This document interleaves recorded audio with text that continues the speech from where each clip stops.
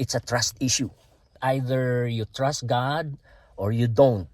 Not trusting in the triune God of the Christian Bible has eternal and incalculably severe consequences. Incalculably severe consequences. If you don't believe / trust the triune God of the Christian Bible, we all have to fast and pray, all Christians. It's very obvious that those who don't believe / trust in the triune God of the Christian Bible, look at them now. Look at what they're doing. Killing people. For what?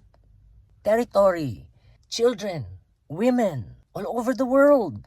Little girls. Dying. Genocide in Gaza. It's too much. Boundaries have been crossed. South China Sea, Washington D.C., Israel, Ukraine. Putin is gaining ground. Before the meeting with Trump, he secured a territory that he conquered that doesn't belong to him. It belongs to Ukraine. Now it's under his total control. Those are the headaches. Trump, Putin, Xi Jinping, also Kim Jong-un is a problem. Not sure about the Ayatollah. But the Ayatollah is aligned with Russia. And then Israel, this is really bad. Now what Hamas did on October 7th, it's really unforgivable. I'll just say it. It's really unforgivable. What Hamas did on October 7th, and then the hostages. Both those who were living and those who died. The crimes committed, that I know. And then what you can imagine.